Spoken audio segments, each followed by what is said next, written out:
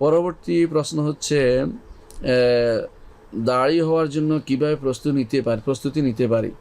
দাড়ি হওয়ার জন্য দুইভাবে প্রস্তুতি নিতে পারেন। এক হচ্ছে আপনি যা জানেন তা বলবেন এবং যা স্পষ্ট জানেন সেটা বলবেন।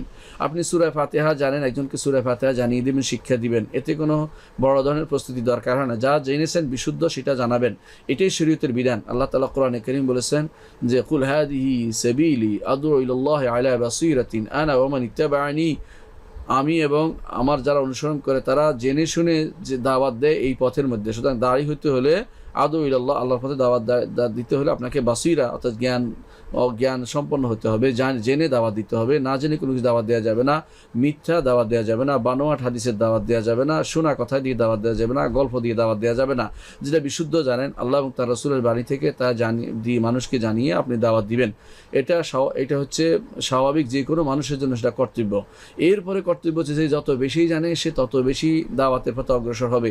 আপনি বেশি দাওয়াত দেওয়ার জন্য বেশি জানার চেষ্টা করবেন। বেশি জানার জন্য আপনাকে অবশ্যই কোরআন এবং হাদিসের জ্ঞান অর্জন করতে হবে সালফে সালেহিনের বর্ণিত অর্থ অনুসারে। নিজের মনমতো যারা ব্যাখ্যা করে সে সমস্ত তাফসীর থেকে জ্ঞান নেবেন না।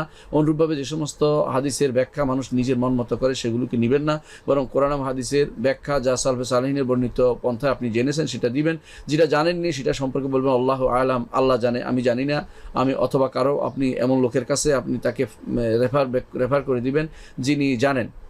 এই জন্য আল্লাহ তাআলা বলে দিয়েছেন ফাসআলু আহলা যিকরি ইন কুনতুম লা তা'লামুন, যদি না জানো যিনি জানেন তাকে জিজ্ঞাসা করো।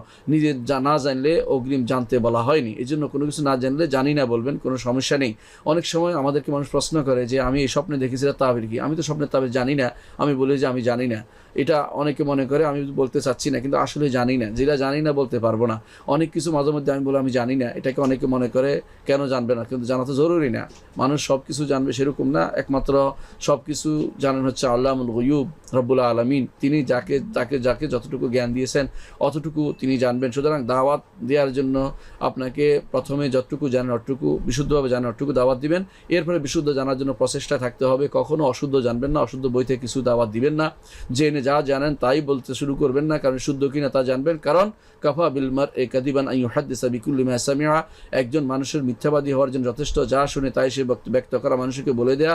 এবং রাসূলুল্লাহ সাল্লাল্লাহু আলাইহি ওয়াসাল্লাম বলেছেন যে কেউ যদি কোনো তার উপরে না জেনে কোনো কথা বলে সে ফাহু আহাদুল কাযিবিন, সে একজন মিথ্যাবাদী অথবা সে দুইজন মিথ্যাবাদী হচ্ছে মুসাইলামা কাযযাব, আস-সাদ আল-আনাসি। এদের মিথ্যাবাদীদের মধ্যে সে একজন, অথবা রাসূলের যুগে যে দুই মিথ্যাবাদী ছিল তাদের মধ্যে একজন, অথবা রাসূলের নামে মিথ্যাচারকারী লোকদের মধ্যে অন্তর্ভুক্ত হয়ে যাবে।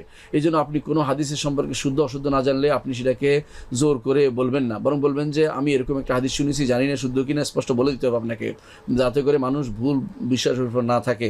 আশা করি বিষয়টি বুঝছেন। অনুরূপভাবে তাফসীরের ক্ষেত্রে আপনি যদি না জানেন ভুল তাফসীর প্রসার করবেন না, কারণ ভুল তাফসীর প্রসার করলে আপনি সেটার জন্য দায়ী হবেন। আপনি যেটা স্পষ্ট জানেন সেটাই শুধুমাত্র বলবেন।